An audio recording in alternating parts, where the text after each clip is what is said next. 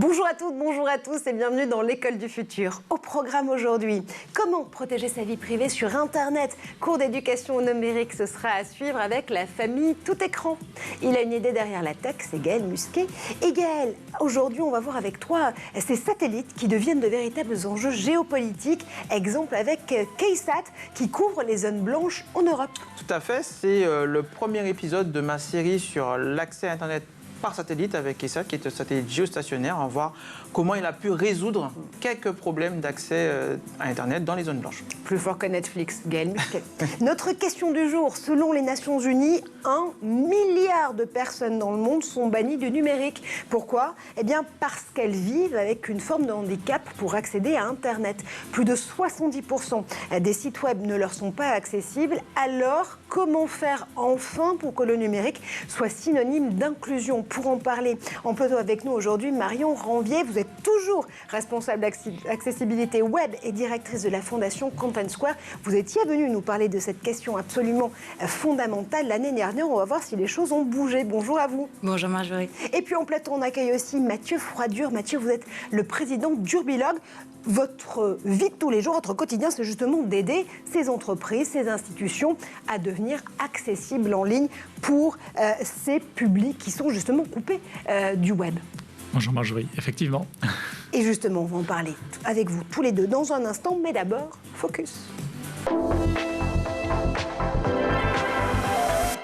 Toutes les vérités sont-elles bonnes à dire? Je vous pose la question. Est-ce que toutes les vidéos sont aussi potentiellement publiables en ligne? Eh bien, on va faire un rappel à la règle en matière de vie privée. C'est tout de suite avec la famille Tout Écran et notre partenaire, le Clémy. Maman, je fais quoi? Je viens vous sauver.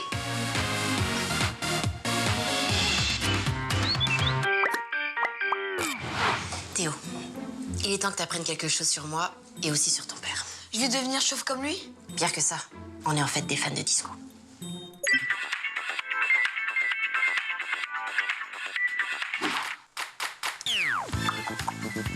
Alors, ils étaient pas trop cool tes parents? Ouais, bah, ce qui est cool surtout, c'est que à part toi et quelques amis, personne n'a vu cette vidéo. Bah moi, je la regarde en boucle, j'adore. Imagine que cette vidéo, tout le monde puisse la voir ou la partager, ce serait la honte. Revenons-en à toi. Premièrement, tu sais que tu dois pas t'inscrire sur les réseaux sociaux, même si je sais que la plupart de tes amis sont déjà dessus. Deuxièmement, même si tu penses que tout le monde oubliera ces vidéos, c'est faux. Elles laissent des traces. Et on peut facilement les enregistrer, les copier et même les transformer. C'est noté. Bien. Tu sais, chérie, ça me manque. La danse? Les cheveux. Attention, toutes nos publications laissent des traces. Avant 15 ans, les enfants doivent obtenir l'accord de leurs parents pour s'inscrire sur les réseaux sociaux. Mais jusqu'à 18 ans, les parents sont responsables de leurs publications. Protégez votre intimité, ça vaut plus que des likes. Parole de tablette. Oui, des pompiers? Oui, alors avec ma femme, on est des fans de Dirty Dancing et on vient d'essayer de refaire le porté de Patrick Swayze à la fin et bah, visiblement, j'ai pas la même force. Vous pouvez venir? Et voilà, ne faites pas ça chez vous. Marion, Mathieu et Gaël, évidemment, sont avec nous en plateau parce qu'aujourd'hui, vous le savez, on parle de ce phénomène de l'accessibilité numérique. Surfer, cliquer, swiper, ce sont des gestes simples pour la plupart des utilisatrices et des utilisateurs numériques, sauf pour les personnes en situation de handicap. On ouvre le talk, première partie. Et à nos côtés pour en parler, Marion Ranvier, vous êtes responsable accessibilité web et directrice de la fondation Content Square, et Mathieu Froidure, président d'Urbilog. Alors on va déjà revenir peut-être sur un élément de définition. Quand on parle d'accessibilité numérique, on parle de quoi exactement? Je vous le disais tout à l'heure, les Nations Unies considèrent qu'1 milliard de personnes dans le monde aujourd'hui sont littéralement bannies du numérique parce qu'elles ne peuvent pas y accéder. 70% toujours au jour d'aujourd'hui, des sites web d'ailleurs n'ont pas de version accessible. Si je vous dis que l'accessibilité, c'est permettre à tous les usagers, sans discrimination, de comprendre, d'interagir et d'apporter leur contribution au service numérique. Est-ce que j'ai tout bon, Mathieu ? C'est la définition de mémoire de Tim Berners-Lee, qui a été rédigée il y a bien longtemps, 1997, quand le WAI, le Web Accessibility Initiative, a été initié. Et effectivement, si je devais résumer, en fait, c'est une question de capacité et une question d'outils. En fait, on n'a pas tous les mêmes capacités et on n'a pas tous les mêmes outils. Et donc, en fonction de ces deux critères essentiels, du coup, on peut savoir si un site internet, une application mobile, un intranet, un outil digital, parce que ça peut être aussi toutes les bornes interactives ou ce genre de choses, nous sont accessibles. Et en fait, la réponse est malheureusement trop souvent non. Ouais. Et justement, au-delà des mots, au-delà de cette définition, ça recouvre quelle situation concrète, Marion ? Mais finalement, il y a plein de situations de handicap. On connaît les handicaps cognitifs, auditifs, visuels ou moteurs. Et donc, c'est une incapacité à naviguer en ligne. Et aujourd'hui, les sites Internet, quand on dit ne sont pas accessibles, ça veut dire qu'ils ne sont pas été codés en fonction des normes en vigueur. Et notamment en France, nous avons le RG2A, qui est le référentiel général d'amélioration de l'accessibilité, qui contient 106 critères. Et donc, c'est là où, en fait, les marques ou les créateurs de contenu doivent créer des interfaces et des sites web accessibles en se référant au RG2A. Donc quand je vous écoute tous les deux, il y a en effet des référentiels, il y a des définitions précises, il y a même des lois qui existent en France. D'abord celle du 11 février 2005, faire du numérique responsable une opportunité pour tous. Et puis ce dispositif législatif a été renforcé dans la loi sur la République numérique de 2016.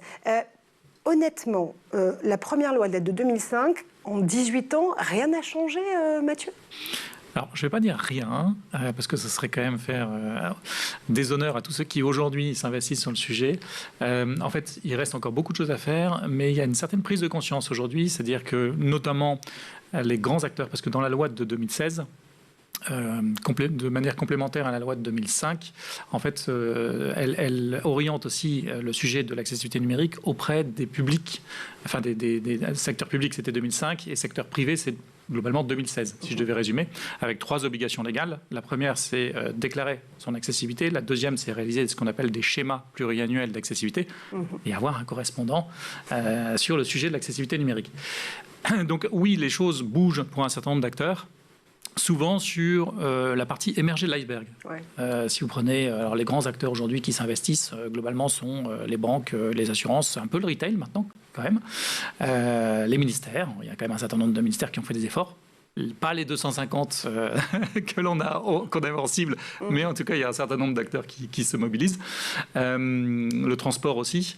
Par contre, voilà, la question, c'est OK pour les clients de leurs clients, mais quid des salariés qui sont dans ces entreprises? Parce que si je résume un peu l'accessibilité numérique aujourd'hui, c'est un outil que l'on utilise tout le temps dans sa vie, que ce soit la vie perso ou la vie pro.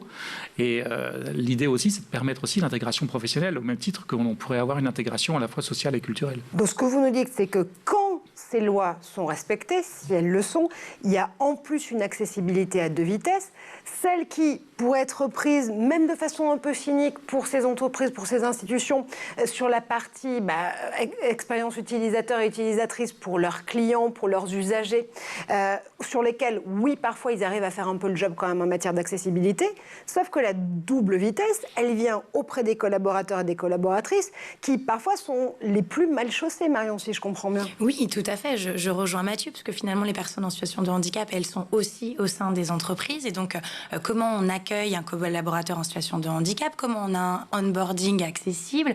Et donc, c'est toutes ces notions aussi de sensibilisation en interne des équipes et pas uniquement des développeurs ou des UX designers qui, eux, doivent travailler sur le contenu accessible. C'est vraiment l'affaire de tous. Bon, j'ose espérer que chez Content Square, quand même, ça se passe plutôt bien en la matière. Oui, effectivement. On a une grosse sensibilisation de tous nos employés qui est vraiment obligatoire et on travaille effectivement l'inclusion de nos produits, donc de notre plateforme. On vient de lancer notre première version de notre design system accessible. Et tu vois, ça fait 1 an et demi qu'on travaille sur le sujet. Donc, je pense que c'est intéressant aussi de dire que voilà, il faut prioriser ce sujet et que finalement, après, il faut pouvoir maintenir en fait les efforts d'accessibilité sur le long terme. Et d'ailleurs, un petit oiseau m'a glissé à l'oreille que pour pouvoir venir sur une toute nouvelle version des services proposés par Content Square à ses clients, vous êtes reparti from scratch, vous êtes reparti de la base. Vous n'avez pas essayé, pour apporter de l'accessibilité, d'améliorer l'existant, mais vous avez vraiment repris la question dès le départ en se disant, OK, si on doit construire un site accessible by design, comme on dit dans le métier, comment on fait ? Alors, il y a deux choses. Effectivement, sur la partie site web, on a retravaillé notre site web pour qu'il soit accessible. Et vraiment, sur la partie produit, donc du Content Square digital, où il y a énormément d'analyse, de zone analysis, c'est très complexe comme plateforme SaaS. On est reparti from scratch et on a retravaillé en fait l'accessibilité de notre design system pour que tous les composants que l'on crée pour les développeurs soient déjà accessibles en amont. Et donc, ça a été un vrai travail et on est encore qu'aux prémices, c'est la première version, encore une fois. Ça ne veut pas dire que le design system est totalement accessible, mais je tiens à le dire parce que du coup, ça veut dire que voilà, c'est une vraie priorisation aussi de notre top management et ça, je trouve que c'est important. Accessibilité bien ordonnée commence par soi-même. Gaël. Je me rappelle un peu les travaux qu'on menait avec la SNCF, avec OpenStreetMap, où à l'époque, Bénédicte Tilloy, qui dirigeait Transilien, a tenu à ce qu'on vive dans notre chair, ce qui était une situation d'handicap, avec des personnes de petite taille, avec des parents d'élèves, des personnes trisomiques qui avaient besoin de l'information voyageur. Et donc, nous, notre boulot, c'était de cartographier, donc de produire de la donnée libre qui allait servir ensuite à l'ensemble de ces personnes qui voyagent et qui ont besoin de cette information pour ne pas être bloquées en porte en fonction de leur taille, pour ne pas être discriminés avec une béquille parce que d'un côté on a des escalators, de l'autre on n'a pas d'escalator du tout, voire pas d'ascenseur. Et c'est vraiment vivant dans notre chair, from scratch. Là on est vraiment reparti à zéro avec ces associations, avec ces personnes. On les a accompagnées, on a marché avec elles, on les a vraiment accompagnées en gare pour qu'on comprenne en fait de quoi elles avaient besoin comme données. C'était vraiment un tour de force à l'époque de Bénédicte Tilloy, de vraiment, elle le disait elle-même, réunir les personnes qu'on a l'habitude d'entendre aller parce qu'elles ont besoin de ces informations et de ces outils, de ces usages, pour que nous on puisse produire des données qui vont ensuite alimenter ces différents services et web services pour que cette information soit disponible pour tous. Avoir justement cet effet miroir, Marion et Mathieu, c'est extrêmement important pour que, là aussi, les créateurs et les créatrices de ces sites, de ces outils numériques puissent se rendre compte des difficultés d'accessibilité de certains publics. Mathieu, c'est votre job au quotidien avec Urbilog, accompagner encore une fois ces entreprises, ces institutions dans l'accessibilisation, j'espère que je l'ai bien dit, de leurs outils numériques. Il n'y a rien de mieux que la preuve par l'exemple. Alors, c'est tout à fait ça. C'est-à-dire que même si on a des référentiels aujourd'hui, que ce soit d'ailleurs nationaux ou internationaux, il n'en reste pas moins que le vrai challenge, c'est de faire en sorte que les utilisateurs, les vrais utilisateurs, puissent réaliser les récupérations d'informations ou de services qui sont proposés. Et donc, mettre les gens dans la situation, je pense que c'est l'idéal. On parlait juste à l'instant de la SNCF. Je suis maintenant capable d'acheter mon billet tout seul, même si c'est quand même encore un peu long. Ouais. Même pour nous, c'est parfois compliqué. Par contre, je suis toujours embêté quand je vais en gare et comme je fais régulièrement les Paris-Lille, le jour où je dois juste changer mon billet de train à la dernière minute, en fait, je vois que je peux prendre le train de 18h46, mais je ne peux pas cliquer dessus. Parce que c'est juste pas activable. La dernière fois, j'étais dans le métro et j'ai demandé à ma voisine de bien vouloir juste cliquer sur le choix que je devais faire pour pouvoir aller plus loin. Ça, c'est dans la vraie vie. C'est-à-dire que ce que je dis souvent dans le domaine de l'accessibilité numérique, c'est que le diable est dans les détails. Si je fais un regard sur du bâti, c'est souvent les portes d'entrée qui sont problématiques parce que les portes sont trop lourdes, pour des raisons de sécurité quelquefois. Et donc, il faut vraiment concevoir son accessibilité du début jusqu'à la fin. Et on oublie souvent quelques étapes qui fait que les vrais utilisateurs, ils ont vraiment toute cette étape à parcourir. Et quand on parle d'accessibilité numérique, il ne faut surtout pas oublier que la première démarche de l'accessibilité numérique, c'est au niveau de la conception. Si on conçoit bien une interface, qu'on développe bien une interface, et enfin que l'édition, la partie éditoriale, c'est-à-dire la partie publication, intègre également les notions d'accessibilité, globalement, on a quelque chose qui est accessible. Et je vais rajouter une chose qui pour moi est extrêmement importante, c'est que ce n'est pas le tout d'avoir un site accessible. Le tout, c'est que ça demeure accessible. Et ça, c'est le vrai challenge. C'est-à-dire que d'avoir des budgets pour pouvoir rendre un site accessible est une chose, mais pouvoir le pérenniser sur 1 an, 2 ans, 3 ans, 5 ans, là, on est vraiment dans une démarche globale qui va satisfaire les publics. Je prends souvent l'exemple d'Apple, qui pour moi a bien fait le job. Alors, il a été contraint au départ parce que les lois américaines sont contraignent. Oui, mais parfois ça fonctionne du coup. Et du coup, ça fonctionne très bien en tout cas. Ils ont inventé maintenant, il y a 10 ans, un mode opératoire pour que les aveugles puissent naviguer de manière autonome sur leurs outils. Et ça fait 10 ans, d'outil après outil, de version d'iOS en version d'iOS, qu'on me dit globalement, Mathieu, tu peux continuer à acheter mes produits, à utiliser mes services. Ça marche. Alors, je ne veux pas dire que c'est 100%, mais globalement, à 95%, ça fonctionne. Et c'est ce qu'on demande, en fait. Et donc, ça c'est vraiment hyper important. C'est-à-dire qu'il y a des outils aujourd'hui qui sont pérennisés dans l'avenir, et ça fonctionne. Et on ne peut pas dire que Apple soit la société la plus philanthrope que je connaisse. Donc, voilà, c'est aussi pour dire qu'il y a des choses que l'on peut mettre en place. Si je reviens sur un événement qui m'est arrivé dans ma vie, j'ai parlé tout à l'heure du monde bancaire. À un moment donné, on a vu apparaître ce qu'on appelle les claviers virtuels sécurisés, pour nous permettre de sécuriser nos transactions. Et du jour au lendemain, j'ai plus accès à mes services bancaires. Et donc là, je me retrouve bloqué du jour au lendemain. Et donc, ce pourquoi vous militez absolument, c'est aussi cette cohérence, cette continuité dans l'accessibilité quand elle a été assurée dès le départ. Et puis, le fait aussi que l'ensemble des secteurs, des industries, des services auxquels on a accès tous les jours se rendent compte, en fait, même si c'est parfois un peu cynique, qu'ils sont en train de perdre tout simplement des clients, des utilisateurs et des utilisatrices, Marion. Oui, bien sûr. On l'a rappelé en préambule, 1 milliard de personnes, ça équivaut à 15% de la population. Donc, bien sûr, il y a un enjeu sociétal, il y a un enjeu légal, on en a parlé, mais il y a aussi une notion de business. En fait, c'est une audience qu'on touche peu ou pas aujourd'hui. Et donc, dans la course à la différenciation, finalement, j'aime à penser que l'accessibilité, même si c'est une obligation, peut être aussi un axe de différenciation et apporter finalement une nouvelle audience. Oui, Mathieu. Si je peux compléter, il y a aussi des vertus dans le monde du handicap. Donc 1 milliard d'habitants, c'est juste le 2e pays du monde. C'est quand même pas rien. Quand vous êtes en situation de handicap, quelle que soit d'ailleurs la situation de handicap, en général, vous mettez plus de temps à appréhender un univers, notamment quand vous êtes dans le handicap sensoriel.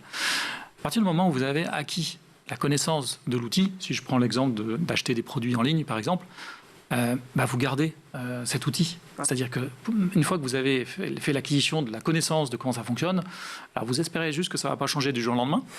En fonction des versions, c'est ce que je disais la fois dernière. Et des operating systems qui upgrade leur version elle aussi. Oui, je prends l'exemple d'un cybermarché sur lequel j'étais présent. Du jour au lendemain, ils sont passés de la version 8 à la version 9, et ma version 9 n'est pas du tout accessible. Donc voilà. Donc tout simplement, j'ai pu accéder maintenant. Et donc, c'est juste pour dire que c'est hyper important de pérenniser ça et de faire en sorte que des vrais utilisateurs soient intégrés dans cette démarche. C'est pas que pour se faire plaisir, c'est du business. Et quand on parle de business, j'ai évoqué le terme de fidélité. D'avoir des gens plus fidèles, c'est quand même un des axes sur lesquels se battent les marques pour pouvoir faire du business. Et puis c'est aussi l'idée de grandir ensemble, de faire grandir cette communauté d'utilisateurs et d'utilisatrices. Tout à fait. Et je pense qu'on y revient, la conception universelle, construire un produit et le penser accessible en amont, finalement, on y gagne tous parce qu'on peut être tous à un moment donné dans notre vie en situation de handicap, on s'est cassé le bras, on ne peut pas utiliser sa souris, on a besoin de la navigation par clavier, ou alors on a une population vieillissante. Donc, je pense qu'il faut vraiment l'intégrer pour construire des produits accessibles pour tous. Et souvent, j'aime bien cette anecdote, en tout cas de la télécommande, qui a été historiquement conçue pour des personnes en situation de handicap moteur. Et au final, aujourd'hui, qui n'utilise pas tous les jours une télécommande? Qui achèterait une télé sans télécommande? Exactement. Qui achèterait une télé tout court? Parce que vous pouvez évidemment nous regarder partout, sur tous les écrans, quels qu'ils soient, où qu'ils se trouvent. Comment justement cette accessibilité numérique renforce d'abord l'inclusion tout court au numérique? Comment ça devient aussi un enjeu d'éducation à la fois à l'école, mais aussi pour les talents, celles et ceux qui vont construire le web d'aujourd'hui et de demain? On continue à en parler avec Marion, avec Mathieu, avec Gaëlle, mais d'abord on fait un tour du côté de la planète tech. Et c'est le Zap d'Edouard Degnaud.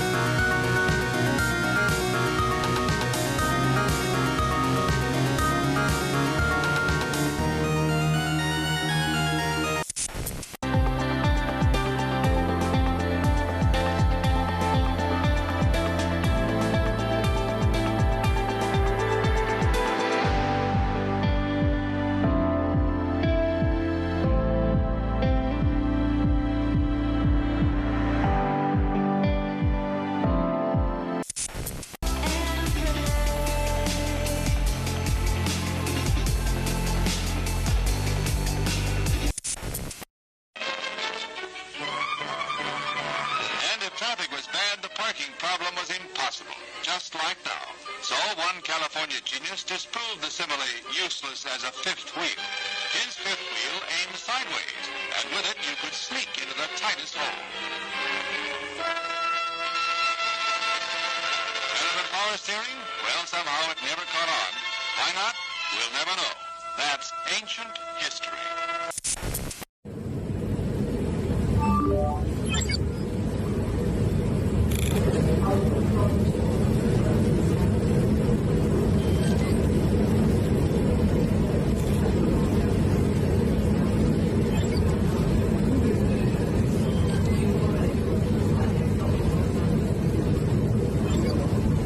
Et on est de retour sur le plateau de l'École du Futur, toujours en compagnie de Marion Ranvier pour la Fondation Content Square, de Mathieu Froidure pour Urbilog et de Gaël Musquet pour l'ensemble de son œuvre, qui tombe très bien puisque Gaël a une idée derrière la tech.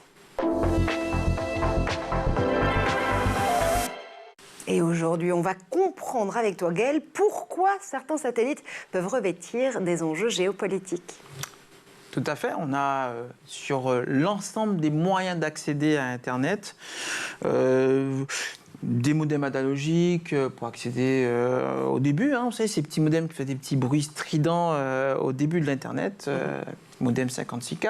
On a bien le bruit en tête là-dedans. Donc, on a le son qui revient. C'est un peu le cerveau reptilien du numérique. La DSL, le VDSL qui ont ensuite pris le relais de ces accès analogiques. On a maintenant de la fibre optique, de la téléphonie mobile, des réseaux radio dédiés. Et pour accéder à Internet, on a aussi des satellites. Donc cette chronique, c'est la première d'une série de 3 chroniques pour comprendre comment on accède aujourd'hui à Internet grâce à ces satellites. Il y en a de nombreux qui ont été lancés, des milliers aujourd'hui, avec des usages civils, donc l'accès à Internet traditionnel, militaire, pour des besoins évidemment sécurisés, maritimes aussi, parce qu'on a besoin pour ces navires aujourd'hui et aussi des avions en termes de navigation, des accès pour les usagers, pour aussi la sécurité de la navigation et puis juste des loisirs à bord de ces différents navires de croisière, des transports de marchandises ou des avions de ligne. On a besoin aussi de satellites pour des zones qui sont difficilement accessibles par les moyens traditionnels que je viens de citer. On a du mal à tirer des fibres, on a du mal à installer des poteaux pour pouvoir suspendre ces câbles. On a 2 catégories aujourd'hui de satellites sur cet axe Internet. Les satellites géostationnaires, qui ont, d'un point de vue terrestre, un mouvement apparent nul, donc on a l'impression qu'ils ne bougent pas. Mais ils bougent quand même, ils sont à quand même 35 000 km au-dessus de nos têtes. Et ces satellites permettent, historiquement, ça a été pratiquement les premiers à pouvoir donner accès à Internet. On a aussi des satellites en orbite basse, comme ceux de SpaceX ou OneWeb, qui feront l'objet de chroniques à part entière après. Ces satellites-là, ils évoluent entre 500 km et 1200 km pour un peu un ordre de grandeur. Notre Thomas national, Pesquet, quand il était dans l'ISS, ça était autour de 420 km. Mais aujourd'hui, on va s'intéresser à CASAT, qui est un satellite géostationnaire qui a été livré presque que pour Noël 2010. Il a été lancé le 26 décembre 2010, pour être exact. Presque joyeux Noël. Et bientôt, tu pourras le mesurer en Sophie Adno. Ce sera beaucoup plus sympa, tu verras. Enfin, c'est très sympa avec Thomas Pesquet aussi, évidemment. Mais bon. Comment, et pourquoi d'ailleurs, pourquoi, comment, mais que se passe-t-il? Où suis-je? Pourquoi commencer par CASAT, Gaël? Parce que c'est le premier satellite dédié à l'accès au débit en Europe. Sa mission première, c'était vraiment de résorber les zones blanches des personnes qui n'avaient pas accès à la DSL. Donc on peut penser aux zones rurales, aux zones montagneuses, désertiques, forestières ou même aux portes de Paris. J'ai dû utiliser ce satellite en 2013 pour le Wish Air Fest au Cabaret Sauvage, quand même aux portes de Paris, porte de la Villette, Cité des sciences et de l'industrie, donc quand même au lieu de la technologie. En 2013, pas de réseau. On n'avait pas de haut débit au Cabaret Sauvage, donc j'ai dû utiliser 2 antennes, 2 récepteurs CASAT pour pouvoir permettre à 400 personnes qui avaient besoin de cet accès. Pour le Wish Air Fest, on était en plein Paris, donc pas en zone rurale du tout. On s'est montré à quel point ces usages aussi peuvent toucher des zones urbanisées, très denses. Ce satellite, c'est un beau bébé de 6 tonnes qui a été fabriqué par Astrium, qui est devenu Airbus et qui est opéré aujourd'hui, alors en 2021, depuis 2021, par Viasat, puisque Eutelsat a vendu en fait ce satellite aux Américains de Viasat, qui en est l'opérateur. Les forfaits ne sont pas vendus directement par Viasat, mais plutôt par des opérateurs qui rachètent à via télécapacité. Donc on a des opérateurs qui s'appellent comme Ozone, Nordnet, SkyDSL, Alsatis. On a des débits descendants de 50 mégabits en réception et 6 mégabits en montant.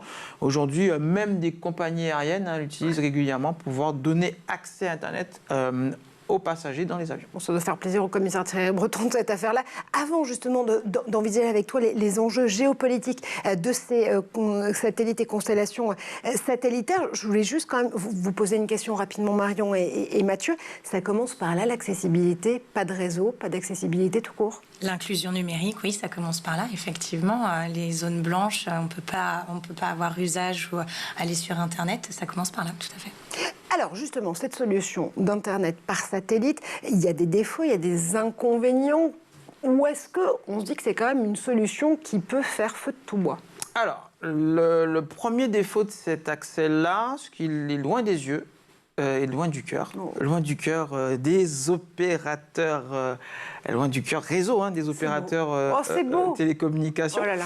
Et loin de la physique, elle commence à se faire sentir. 35 000 km aller, 35 000 km retour, plus les différentes fibres optiques qui vont justement dans ces cœurs réseaux d'opérateurs. À 300 000 km par seconde, pour la propagation de la vitesse de la lumière, ça représente quand même près d'une demi-seconde de latence entre le moment où on clique et le moment où l'information arrive sur les serveurs. Donc cette latence-là, elle n'est pas gênante quand on regarde un film, pas trop gênante, pas trop gênante non plus quand on surfe sur des sites qui n'ont pas besoin d'énormément de requêtes. En revanche, sur de la téléphonie, sur des visioconférences, sur des jeux en ligne, ça devient compliqué. On a du mal à plus d'une demi-seconde d'avoir une synchronisation audio et de tenir une conversation téléphonique dans des conditions correctes. Ensuite, au début du lancement de ce satellite, on avait des volumes de données qui étaient facturés. On n'était pas sur des forfaits illimités comme ceux qu'on peut connaître aujourd'hui, ce qui les rendait un peu onéreux, mais si les prix ont quand même baissé.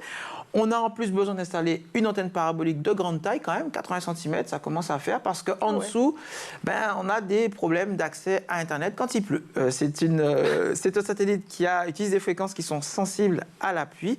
Et donc, il faut des antennes paraboliques qui permettent de couvrir ce bruit électromagnétique qui est atténué en fait par la pluie. Depuis le 24 février 2022, malheureusement, les récepteurs KSAT ont été victimes d'une cyberattaque à la suite du début de la guerre en Ukraine.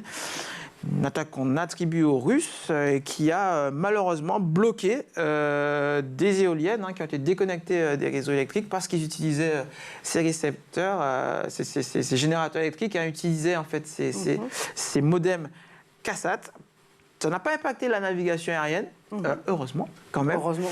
Mais on se rend compte évidemment qu'avec cette guerre en Ukraine, ces enjeux de souveraineté numérique rejoignent un peu le fracas, la souveraineté spatiale, avec fracas même. Et KSAT, c'est vraiment un cas d'école des enjeux géopolitiques dans la sécurité et l'économie pour l'Europe. Absolument. Donc des enjeux à la fois géopolitiques, évidemment, de souveraineté, là aussi numérique et souveraineté des réseaux, tout court, avec ces satellites. Et puis désormais, il faudra aussi que nous fassions des prévisions météorologiques et satellitaires, si je comprends bien. On a de plus en plus d'entreprises qui utilisent d'ailleurs cette atténuation des ondes radio par la pluie pour détecter des forts orages ou des grosses pluies. Voilà, l'humanité, c'est aussi ça, c'est être capable de s'adapter face à différentes conditions météorologiques. Et d'ailleurs, sur les crises, l'accessibilité de l'alerte par satellite, par radio, sur les téléphones mobiles, avec des bracelets ou des montres connectées, c'est un vrai sujet. Il faut vraiment que l'alerte aux populations, le système FR Alert qui a été rendu obligatoire le 21 juin 2022, c'est un de mes chevals de bataille, que cette alerte elle soit accessible à tous et toutes, sur des choses parfois très subtiles, comme vous le disiez tout à l'heure, des personnes daltoniennes, sur lesquelles on va devoir utiliser des couleurs qui leur permettent de distinguer des différents niveaux de vigilance météo sans avoir forcément la capacité. Et donc il faut évidemment que dans le design, on tienne compte aussi que les couleurs qui vont être utilisées sur les cartes météo, les couleurs qui vont être utilisées sur les vigilances météo puissent tenir compte de cette forme aussi d'accessibilité. Mathieu, on revenait tout à l'heure en première partie de discussion à ces lois. Encore une fois, l'accessibilité numérique, c'est un droit, mais c'est aussi une loi, celle de 2005, celle de 2016. Ce que nous dit Gaëlle, là, très concrètement, c'est que cette accessibilité numérique, c'est aussi une question de sécurité et de santé publique. Complètement, c'est-à-dire qu'aujourd'hui, on a énormément d'informations ou de services qui sont en ligne. Si je ne suis pas capable, en urgence, de réaliser certaines actions, parce que le site ou parce que l'information ne m'est pas accessible, ça peut avoir des conséquences graves. Santé publique, évidemment, parce que si à partir du moment où on a des problèmes de santé, la problématique d'accessibilité peut être intégrée. C'est d'ailleurs, je pense, dans le monde de la santé, les derniers acteurs qui s'intéressent à l'accessibilité, ce qui, pour moi, me paraît quand même étonnant. Mais très clairement, aujourd'hui, c'est un non-sujet. On parle de dossiers médicalisés numérisés. Ouais.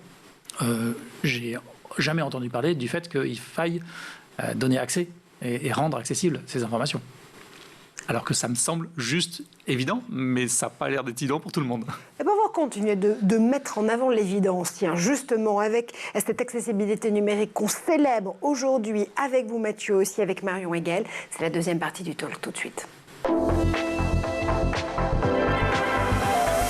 Une accessibilité numérique qu'on met à l'honneur, vous le savez, aujourd'hui, mais surtout pour se demander si la situation a changé. On vous recevait il y a un peu plus d'un an, Marion, au lancement de School TV dans l'école du futur. Depuis un peu plus d'un an, est-ce que la situation a évolué? On faisait le constat, notamment avec un des porte-parole de la Fondation Valentin AUI, qu'en 18 ans, notamment de loi, la loi de février 2005, rien n'avait réellement bougé. Vous avez pris position avec d'autres acteurs justement de l'inclusion numérique dans une tribune dans Le Monde. On va citer certains amis de cette émission, Anthony Babkin pour Diversides ou Frédéric Bardot pour Simplon qui co-signait cette tribune avec vous. Et vous nous dites que il est possible de réussir à faire bouger les choses, notamment avec les engagements du président de la République lors de la conférence nationale du handicap le 26 avril dernier, qui annonce un plan de, je cite, rattrapage massif pour garantir d'ici 3 ans l'accessibilité des démarches et des services publics en ligne. A-t-on raison d'espérer ? Oui, je pense qu'il faut rester optimiste. Et effectivement, on a publié une tribune dans le journal Le Monde avec plus de 30 co-signataires qui viennent du secteur public, du secteur privé et des organismes de formation. Et donc, finalement, on a envie de faire bouger les lignes. Ce rattrapage de plan massif d'ici 3 ans, c'est une obligation. Finalement, les sites publics doivent être accessibles à tous.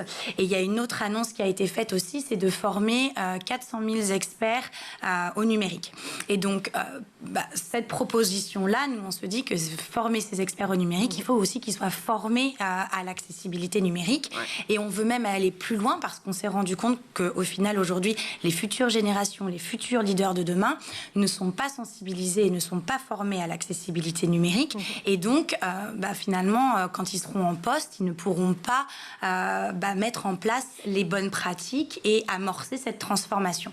Et donc, dans cette tribune, on souhaite finalement que l'accessibilité numérique devienne un cours obligatoire pour toutes les formations au métier du numérique. C'est-à-dire que ce que vous proposez, notamment via la Fondation Content Square, mais pas que, c'est d'accompagner les écoles, les établissements d'enseignement supérieur, les universités qui forment ces talents du numérique d'aujourd'hui et de demain à intégrer, encore une fois, dès le départ, dès la conception même d'un site, d'un outil numérique, d'un algorithme, le fait de pouvoir les rendre accessibles tout court. Oui, tout à fait. Alors effectivement, nous, on a une première réponse. On offre, dans le cadre de notre mission philanthropique, une sensibilisation aux organismes qui souhaitent former leurs étudiants. Donc on a formé depuis janvier 2023 plus de 13 000 étudiants.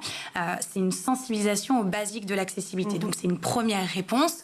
Demain, ce que l'on souhaite avec nos co-signataires, c'est de se dire que finalement, on a vraiment des cours d'accessibilité qui sont systématiques et donc des cours finalement qui sont un petit peu plus élaborés qu'une simple sensibilisation.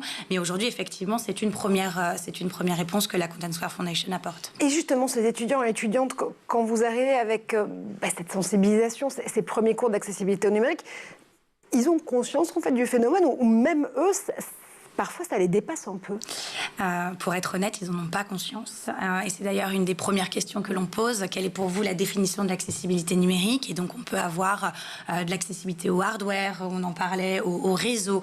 Et il n'y a pas cette compréhension, finalement, que le web n'est pas accessible, parce qu'un site accessible ou un site qui ne l'est pas, en soi, comme il n'y a pas de label aujourd'hui, à l'œil nu, quand on n'est pas porteur de handicap, on ne voit pas la différence.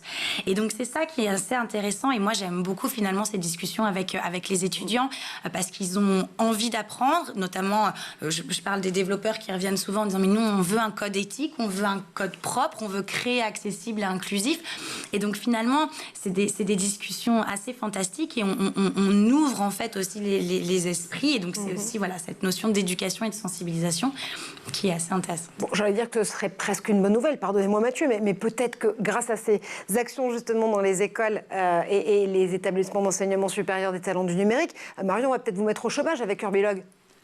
Je pense pas, parce qu'il y a du boulot, parce qu'en fait, sensibiliser est une chose. En fait, aujourd'hui, concrètement, pour répondre à ce qu'on venait d'évoquer, nous, on forme des professionnels, c'est-à-dire ceux qui sont déjà dans les métiers, à tous les métiers. On parle de l'UX concernant l'expérience utilisateur, on parle de développeurs, que ce soit dans le mobile ou dans le desktop, que ce soit les chefs de projet, ce qu'on appelle des PO ou des PM, les product owners et les product managers.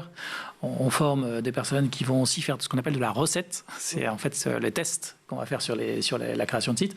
Et ce que j'ai évoqué tout à l'heure, aussi ceux qui vont faire de l'éditorial, c'est-à-dire les concepteurs, enfin tous ceux qui vont mettre, on va dire, des contenus dans les sites internet. Aujourd'hui, nous, on est obligé de le faire. Franchement, ça serait quand même extraordinaire de pouvoir l'avoir en amont. C'est-à-dire que si je fais un petit peu le parallèle avec la réglementation de l'accessibilité du bâti, en 1975, il y a eu une loi sur ça, et ce n'est qu'en 2005 qu'on a obligé les concepteurs, c'est-à-dire les architectes, à avoir des formations sur l'accessibilité des contenus, enfin, des contenus, en tout cas notamment qui puissent s'intégrer dans leur permis de construire. Donc tant qu'on n'a pas intégré ça dans les process de formation, évidemment derrière c'est compliqué d'avoir vraiment des personnels qui vont intégrer ça nativement dans leur métier. Chez Urbilog, encore une fois, quand vous accompagnez ces institutions, ces entreprises dans leur démarche d'accessibilité numérique, c'est une démarche qui est proactive, elles viennent vous voir ou c'est vous qui allez taper à la porte de ces entreprises et de ces services-là en leur disant « Attendez, là, un peu comme pourrait le faire Gaël en tant que hacker éthique dans des formules de bug bounty quand tu es amené, par exemple, à mettre en lumière des failles de sécurité chez une entreprise ou une institution. Est-ce que là aussi, vous pouvez mettre le doigt sur le point sensible en disant « Attendez, là, j'arrive pas à rentrer dans votre site ». Alors, c'est les deux. De temps à autre, on a certains acteurs qui viennent nous voir en disant voilà, j'ai un projet pour rendre. Alors, je parlais d'écosystème parce que c'est pas juste un site, ça peut être un ensemble, un site internet avec 2 applications mobiles. Ça, c'est quand on voit, on va dire, la partie cliente. On a même un certain nombre de nos partenaires en fait qui ont une vision globale, c'est-à-dire, je disais à la fois orienté client et orienté salarié. Je dois quand même avouer qu'il faut quand même encore une bonne dose de conviction pour aller au-delà et pour essayer de leur dire « Attendez, mais c'est hyper important. Vous êtes en train de faire de la vente sur Internet, vous êtes en train de diffuser de l'information, vous êtes en train d'avoir des services en ligne, vous apportez des services à des salariés. Je prends l'exemple comme ça qui me vient, c'est la pause de congé. Combien d'entreprises s'imaginent que tout le monde peut se poser un congé? Pourtant, c'est quelque chose d'assez personnel. Voilà, il y a plein d'éléments de réflexion sur lesquels il faut qu'on se pose. Et donc, par rapport à ça, le fait d'intégrer cette démarche directement, alors peut-être d'ailleurs même dans l'éducation nationale, je suis papa de 2 filles. Ouais. Aujourd'hui, aller voir les notes de mes enfants, suivre, entre guillemets, leur activité scolaire, et je ne parle que du côté parent, parce que je pense que les enseignants, c'est pareil, et les élèves aussi. C'est pas simple du tout. Il y a un ensemble d'acteurs aujourd'hui qui sont positionnés, mais qui, franchement, ont encore une grande marche à franchir. Et comment est-ce que, justement, on arrive à peut-être mesurer l'accessibilité numérique des outils qui sont proposés à l'école, tout simplement. C'est vrai qu'en ce moment, il y a aussi cette grande polémique sur le nombre parfois trop réduit d'AESH pour ces élèves en situation de handicap, quel que soit le handicap, et encore une fois, ils sont pluriels au sein des écoles. Si on avait des outils peut-être numériques plus accessibles pour pouvoir venir épauler, justement être les sparring partners de ces élèves-là, est-ce que ça pourrait, dans une certaine mesure, être aussi une solution au déficit du nombre d'AESH? Alors, quand on parle, en fait, tu as posé plusieurs questions en fait, dans ta question. C'est vrai, c'est pas faux. Bravo. La première question, c'est est-on capable de faire des audits d'accessibilité, d'avoir un score qui permet de piloter? Parce que ça, c'est hyper important, surtout dans les grands groupes. On a besoin de savoir où on en est, où on va. Et de manière factuelle, à telle étape, on est à tel moment. Donc ça se fait souvent à la base d'un audit d'accessibilité. Un audit d'accessibilité, c'est... Marion utilisait le terme les 106 critères. Donc en France, on a 106 critères. Certains d'entre eux sont, entre guillemets, automatisables. Et du coup, il y a un certain nombre de personnes qui disent OK, c'est bon, je vais utiliser un outil automatique qui va me parser en fait, l'ensemble de mon site et qui va me donner mon taux d'accessibilité. Il faut savoir que la partie automatisable, elle est aux alentours de 20%. Alors, à ne pas négliger, il y a 20% qui sont automatisables, mais il y a 80% qui ne le sont pas. Donc là, on a effectivement des expertises sur le sujet de l'accessibilité qui vont permettre justement de donner des informations complémentaires, du conseil aux différents métiers que je viens de citer tout à l'heure, de manière à pouvoir intégrer l'accessibilité dans les processus de fabrication des sites Internet, des applications mobiles et de tout environnement digital, en fait. Donc c'est déjà une première partie pour essayer de comprendre quel est le taux, encore une fois, d'accessibilité de ces outils. Marion, est-ce que le fait de pouvoir apporter des solutions EdTech à l'école, accessibles en matière, encore une fois, d'équipements et d'outils numériques, ça peut permettre, encore une fois, de pallier ce nombre d'accompagnateurs et d'accompagnement humain, les AESH, pour ces élèves en situation de handicap? Est-ce que ça peut être en plus? Oui, je pense que c'est additionnel, effectivement, d'apporter des outils pour l'école inclusive. Et nous, à la Content Square Foundation, on a développé une technologie d'assistance qui s'insère sur les browsers, donc les navigateurs ou sur Word, et qui permet à tout un chacun de personnaliser son confort de lecture. Et donc ça aussi, c'est une première approche pour accompagner notamment les étudiants ou les personnes en poste pour avoir une meilleure adaptabilité de leurs documents numériques, ou aider aussi les enseignants à créer des contenus adaptés au profil de l'élève. Et donc, dans le cadre de notre mission philanthropique, encore une fois, cet outil est gratuit et open source. Et donc, c'est notre envie de fédérer autour de nous sur ce sujet de l'accessibilité numérique. Et l'outil s'appelle Readapt. Donc, vous pouvez le télécharger gratuitement. Readapt à télécharger donc, par les enseignants et les enseignantes pour pouvoir là, justement, aussi personnaliser le parcours éducatif, le parcours pédagogique de leurs élèves qui pourraient être parfois en situation d'inaccessibilité justement numérique. Mathieu. Sur les outils, il y a aussi une autre facette qu'on a tendance à oublier, parce que là on parle de l'accessibilité des contenus. Il faut bien comprendre que les personnes qui sont en situation de handicap ont eux-mêmes des outils qu'on appellera d'assistance, qui vont permettre en fait d'aller chercher de l'information ou des services. Il faut en fait faire la jonction entre les deux mondes, c'est-à-dire que, si je prends l'exemple qui me concerne, c'est-à-dire une synthèse vocale, une synthèse vocale, c'est un outil qui va permettre de prendre du texte et qui va en faire une lecture. Le but d'un site accessible, c'est ne pas vocaliser, mais être vocalisable. Donc c'est tout l'intérêt, en fait, c'est la complémentarité entre les outils d'assistance et les outils divers et variés qu'on va avoir effectivement sur le web, de manière à ce qu'on puisse exploiter pleinement les capacités des outils qui sont déjà préinstallés souvent sur des machines, en fait. Donc c'est vraiment la complémentarité des deux. On ne demande pas à des sites internet en fait, d'intégrer du vocal. On demande à ce que l'information soit vocalisable, ce qui est tout à fait une nuance importante. Comment, justement, faire de l'accessibilité numérique non plus un coût, mais un véritable investissement? Dernière question avec vous deux. Encore une fois, il y a un peu de travail de pédagogie à compléter sur le fait de se dire que c'est une chance pour tout le monde, encore une fois, de miser sur l'accessibilité numérique. Oui, c'est une chance pour tout le monde. Et effectivement, il faut miser sur l'accessibilité numérique. Et à mon sens, ça passe par la formation. Donc, ça passe par la formation de ces équipes en interne, notamment pour les entreprises. Ça passe par la formation des étudiants. Et finalement, avec des gens qui sont sensibilisés, qui sont formés, on pourra créer un monde de demain plus inclusif et accessible. Mathieu, le mot de la fin avec vous. L'idée, c'est de permettre à tous de pouvoir accéder aux services, aux informations. Et ça, on ne peut le concevoir que quand l'univers digital s'adapte à tous. On parlait tout à l'heure de la télécommande. Et l'accessibilité du numérique, pour moi, c'est la télécommande du numérique. C'est l'idée de permettre à tous, quelles que soient ses capacités, de pouvoir interagir. Drop the mic. Merci infiniment Mathieu d'avoir été à nos côtés. Je rappelle que vous êtes donc le créateur d'Urbilogue, qui est cette structure qui accompagne justement les institutions, les services et les entreprises pour rendre plus accessibles leurs outils. Merci Marion Ranvier comme toujours pour la fondation Content Square. Merci à Gaël Musquet, ses idées derrière la tech et plus s'il en est. Nous on se retrouve dès demain pour d'autres aventures dans l'école du futur.